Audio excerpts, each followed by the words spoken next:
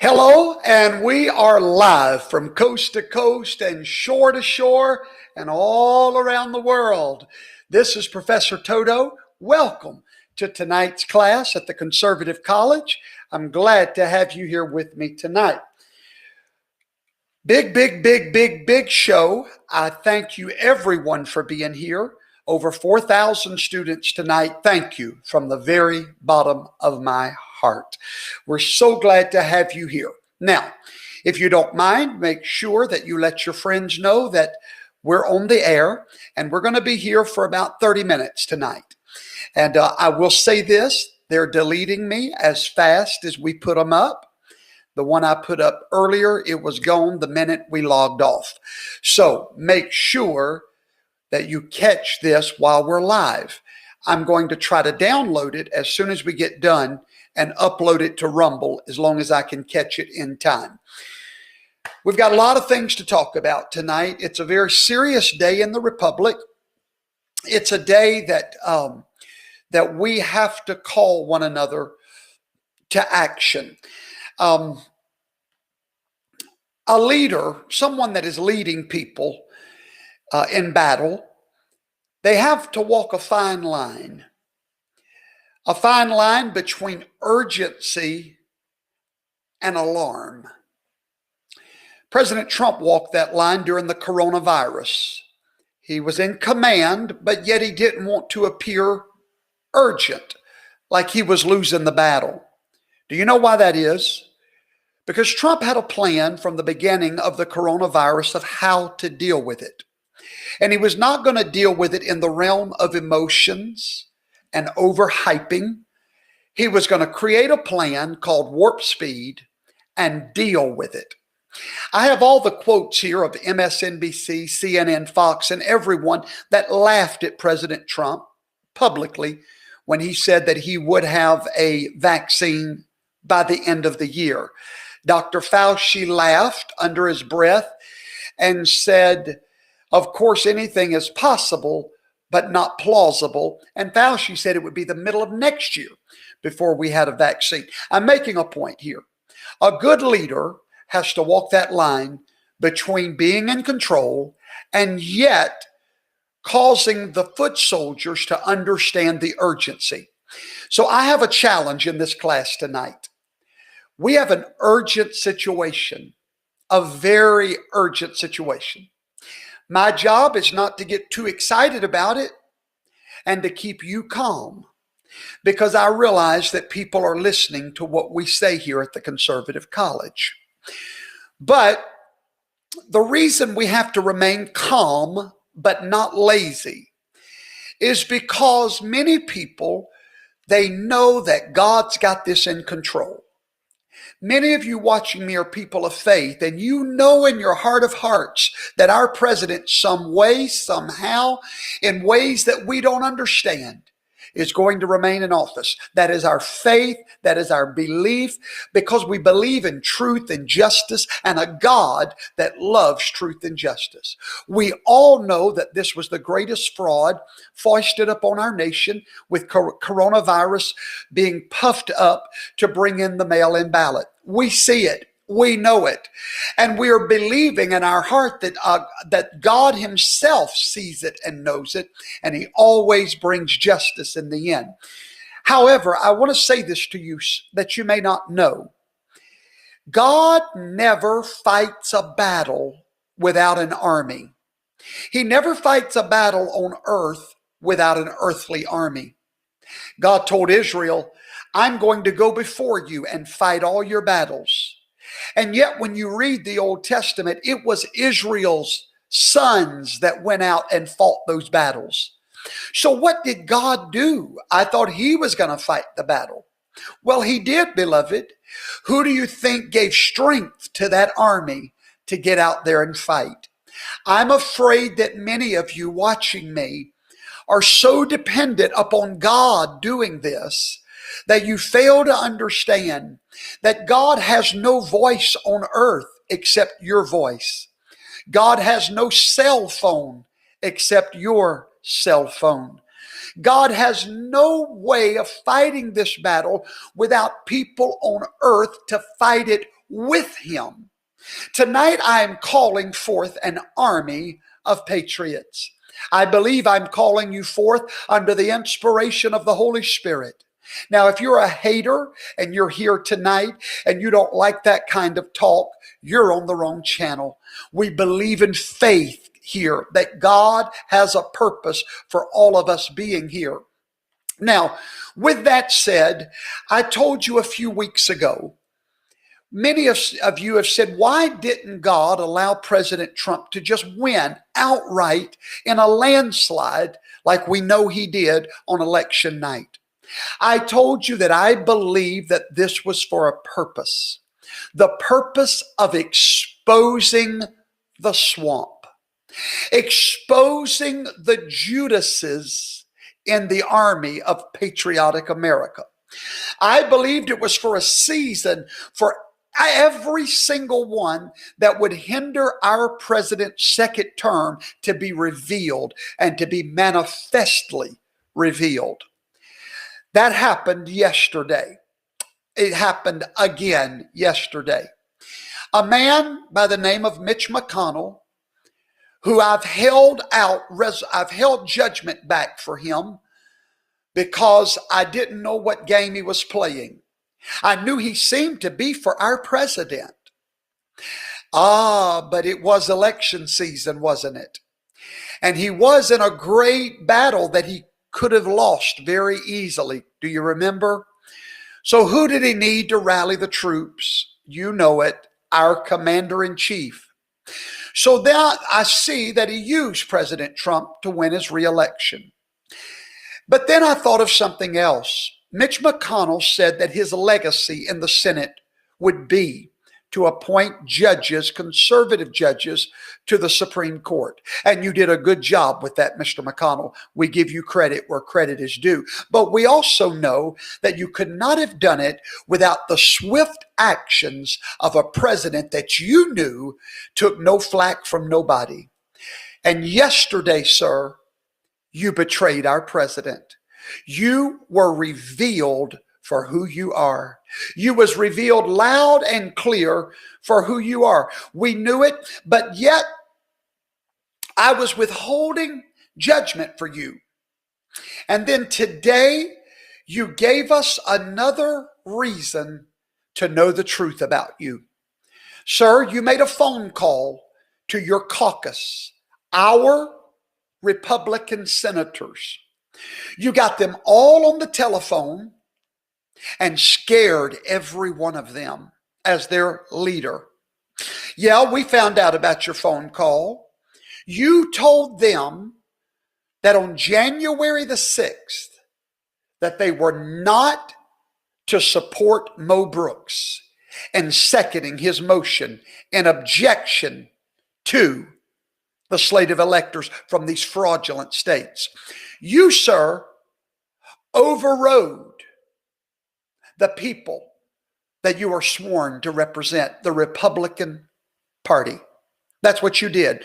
We found out about your phone call. It was leaked, sir. You're exposed. And now you're put on notice. I don't have a large following, about 100,000 people on YouTube. But I promise you, sir, these people are patriots. And tonight, here is our battle plan. Remember a few weeks ago when I taught you guys about the abused wife syndrome? If you've not seen that, look on my YouTube channel and you'll find that lesson on the America, the abused wife. Mr. McConnell, we don't have to take your abuse. We have options. We have a way to fight back. And we're putting you on notice tonight that starting in the morning at sunrise, there's an army of patriots in this nation that we are going to call both senators from our state. Hundreds of thousands of us are going to do it. And you know what, Mr. McConnell? Here's what we're going to tell them. We're going to tell them who voted you into office, Mitch McConnell or me. Who do you want to face at the polls this next election, Mitch McConnell or me? For those of you watching now, here is your battle plan. You've got to remind your senators who you work for. Do you understand? It is time to go to work. God's got this. Oh, yes, he does. But does he have you to work through? God's got this. But does he have an army that will let him do battle through them? So, ladies and gentlemen, there is a link in the description box below showing you how to find your senators. I don't want you to call them tomorrow. I want you to call them every single day until January the 6th. If you love this president, this is our next step. We called our state legislators and it worked. It brought them to the table, didn't it? They told us we feel the pressure, and they sent their own slate of electors because of you. You that feel like you're so insignificant in this battle.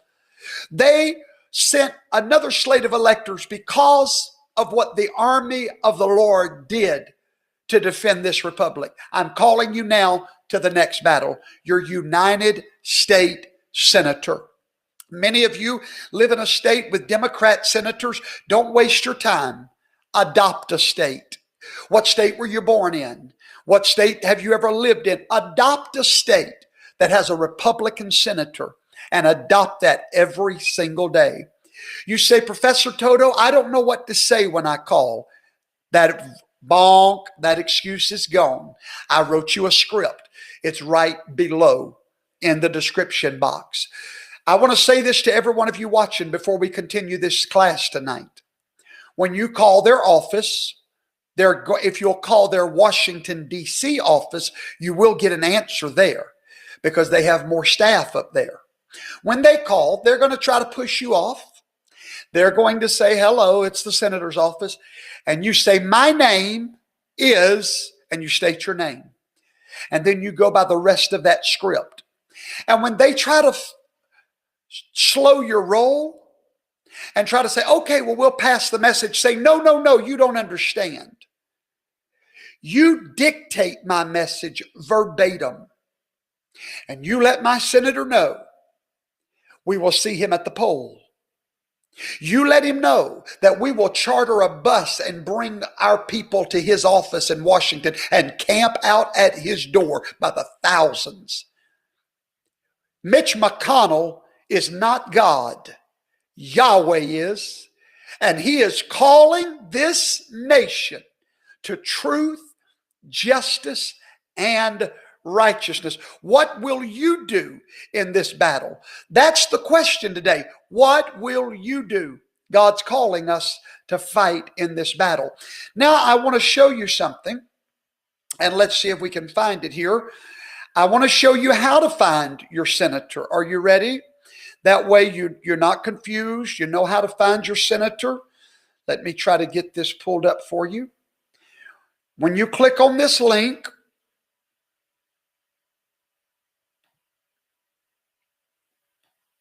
well, whenever you click on this link, I've got to move this out of the way. Let me try it one more time. There we go. All right, let's go to this window. Chrome tabs. Here we go. When you get to this link, now these are my two senators right here. I have called them twice today already. And what I've said to them, a fly wouldn't light on. They know how serious we are. When you get here, you simply go up here to the top and you see that flag. You click on Find Your Senators. And there's your state. You scroll down, you find your senators, and you call them at their Washington office. Okay? That is your instructions. We have nearly 10,000 students. Welcome, everybody. Professor Toto here. So thankful to have you here tonight. Now, let me show, and by the way, if you don't know why they call me Professor Toto, there it is right here on the screen. They call me Professor Toto because, just like Toto the dog at the bottom, we pull back the curtain here on the lies, okay? So that is why they call us Professor Toto. Now, here's some other things we're going to talk about tonight. I got a strange email today. I'm not going to show you the email on my screen, but I'm going to read it to you. It was a very strange email. The lady had sent us a donation on PayPal, and she was confirming that we had received it. After we acknowledged to her that we had, I'm going to read to you just a line of what she told me. This is after she wrote me about 4 paragraphs of how she enjoyed what we do and was thanking us. She said, I'm on an assignment, a real mission from God. I've been here 3.5 years. Come January the 6th. It is my place of employment and where I live, and I'm on payroll. It's a very wealthy and a large house. She has the word large capitalized. It is not a very respectable environment. I will not go into any more details right now. But she said, God has surely used me and is about to do something here. I only ask for prayer. Thank you, Professor Toto, for being on the cutting edge of what's happening. And yes, President Trump is going to be in office 4 more years. Tell your viewers, have no fear. You will witness him lay hands on the Bible and take the oath of office as President of the United States. You know what? I think, let me show you, because I don't think you'll see the lady's name. I want to just show you this email so you can read right along. Well, no, it still shows her name right there. Got it. Okay, I think I've got it. I just want you to look at this email real quick. Let's try to share this screen again, because this is one of the most unusual emails I have ever gotten. And I think I know what it means. Well, anyway, it's not letting me share it. Okay. So this person has been in this big house for 3.5 years. And this person lives there and works there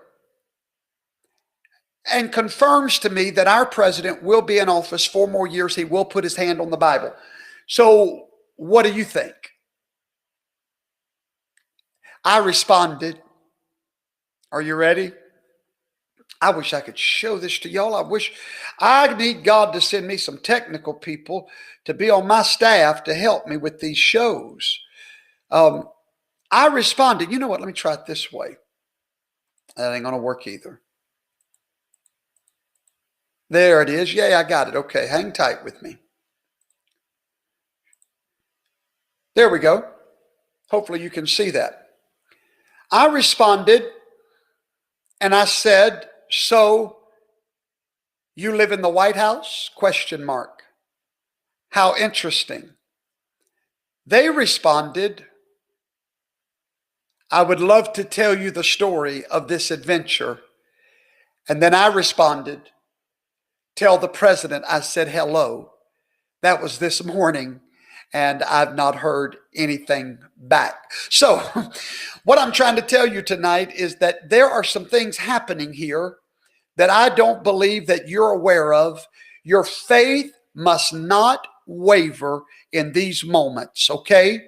So this is where we are, and this is what God is doing.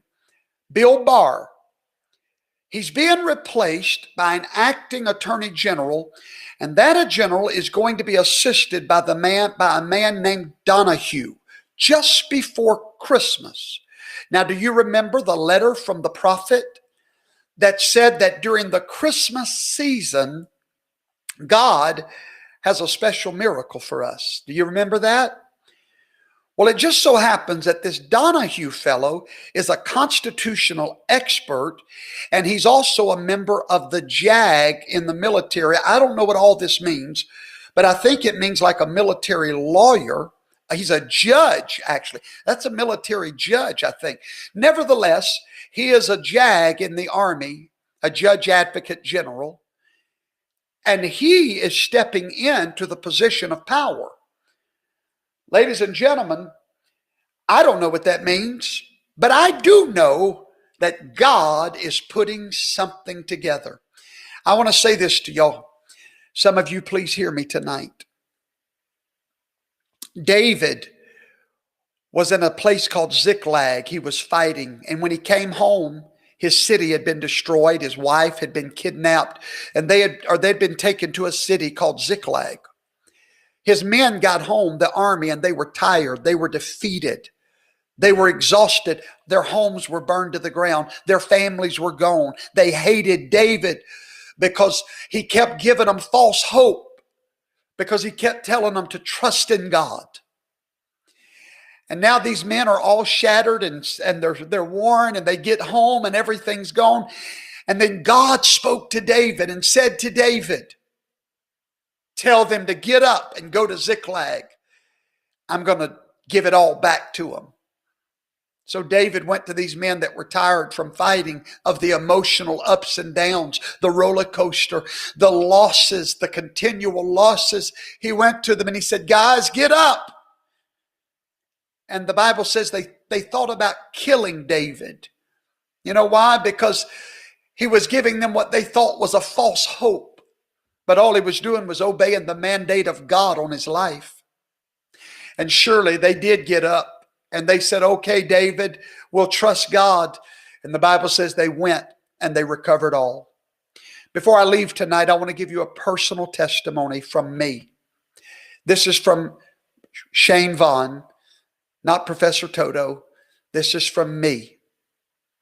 4 weeks, I want to prove to you how I know that God has called me to this battle, and how you can know he's called you to this battle. You don't think I get tired just like you of just looking for some little bit of good news somewhere? Of course I do. But I know the Constitution. And yes, I know that we live in a wicked world and we can't always trust men. I get that, but we can trust God. One way or the other, we can trust God. Here's how I know that something is up and God is in control. 4 weeks ago, I own my own business, and my wife and I are blessed financially. We have no need of anything really. God's been good to us. I've worked hard all my life to build a business. And 4 weeks ago, I was in Ohio. Y'all probably remember me in the Jeep. And I felt the Holy Spirit speak to a little man that is nobody in the eyes of the world. And I pastor a small little group of people in a small town, a state of Mississippi, in a town with not even 10,000 people in it. No influence whatsoever. Just been faithful here all that time. And God spoke to me. On my Facebook page, I had about 4,000 friends and about 1,500 followers. And God spoke to me and said, do what I tell you to do. And I did. I went to that little Jeep in Ohio. Many of you saw that video.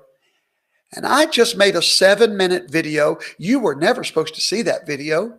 I was making it for my little church, my little group of people that had followed my preaching ministry and my teaching ministry. I woke up the next day to nearly 7,000 friend requests on Facebook, 20,000 followers on Facebook. And I thought, my God, what's happening? All I did was make a little 7-minute video about what the Constitution says for the president. I didn't tell anybody. I knew what was going to happen. I just said what the Constitution said, and I was off of there. And then I said, well, let me go look on YouTube, because I had uploaded it to YouTube. Normally my videos on YouTube got a couple of hundred views, maybe, a few loves, a lot of haters making horrible comments about me preaching too loud and I need to tone it down. I wish people would quit telling me that. I am me, darling. You be you. And this is me, right? I'm just an old Southern Mississippi preacher. That's who I am. And so I looked on YouTube, ladies and gentlemen, and I had a few thousand subscribers. All of a sudden, in a day, I'm up to 20,000 subscribers. And I thought, my God, what's going on here? And then the next day, USA Today does an article and says, who is Shane Vaughn? And I'm like, who is Shane Vaughn? And I was scared to death because I knew I'd made some mistakes 10, 20 years ago. And I said, oh God, I don't want to be popular. I don't want to be famous. Please, Lord, what are we doing? What's going on? And they fact checked me, and it was a relatively good fact check. And USA Today was shocked about this pathway to the House of Representatives, almost like they'd never heard of it. Then the next day, there was more articles, and the likes and the loves and the subscribers were going through the roof. Now, I said all that to say this. I began to lose money on my job because my attention, I just could not get off of doing what I'm called to do during this election. So I wasn't able to focus. I'm focusing on you guys, right? Well, a lady calls me. Somehow she gets my number and says, Brother Vaughn, how can I donate to your ministry? And I'm like, donate to my ministry? It was an African-American lady of all people, sweet, precious lady. And she said, I want to send you $25. And I said, well, I do have a PayPal account. She sent it, never thought anything about it. I'm going to make a long story short. Today, we're right at 100,000 subscribers on YouTube a month later, 40,000 followers on Facebook, a Rumble, and all the rest of them. In less than a month's time, and so many people begin to just give us money out of nowhere. And if you're a hater right now, you're going to think the wrong thing. I'm trying to show you how God reached down and grabbed me to be a voice for him. And he said, I'll pay your bills, work for me. And then the next day, there's somebody, her name is Anna, lives in California. She had 13 brothers and sisters and her mom and dad, and they pulled their money together and sent us a couple of $100. Y'all, I was shocked. I was blown away. The next day, a man from Maine overnights us lobsters. My point I'm making is this: God is up to something. He's given me a platform that I don't deserve, a platform I didn't try to create. I didn't do this. Surely this is the handiwork of the Lord. And he wouldn't do this if he wanted me to give you false hope. I'm simply telling you what our Constitution says and telling you what God said through a prophet, that Donald Trump would go back in office. I never prophesied that. I read the prophecy to you. I didn't write the Constitution. I read it to you. And yet right now we have 11,000 students in this room for a little Mississippi preacher. God is up to something. Do you want to know what he's up to? Can I show you? I'm going to try to show you what God is up to. Hang tight with me. Don't go anywhere. I'm going to try to show you. Look at your screen, ladies and gentlemen. Psalms chapter 64 and verse 1. Hear me, my God, and hear my complaint. Protect my life from the threat of the enemy. Hide me from the conspiracy of the wicked, from the plot of evildoers. They sharpen their tongues like swords with deadly arrows. They shoot at the innocent, and they shoot without fear. They encourage each other with evil plans. They talk about hiding their plans, and they said, who will see it?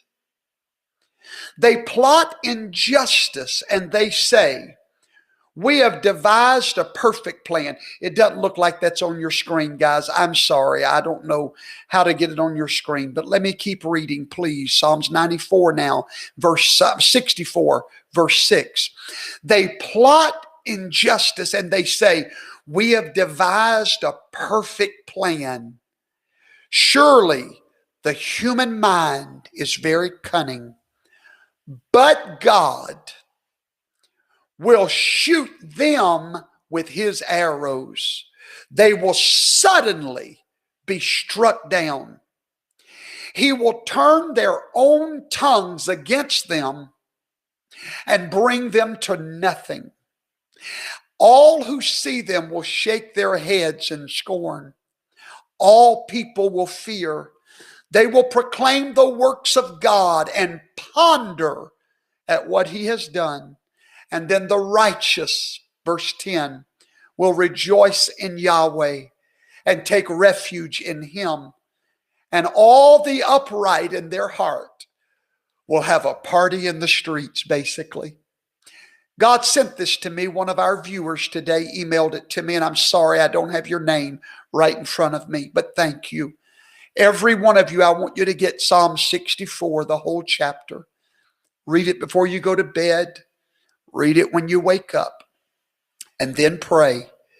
But when you get through praying, pick that phone up and be the army of the Lord. Okay, real quick before we leave you tonight, I've got to tell you people, thank you.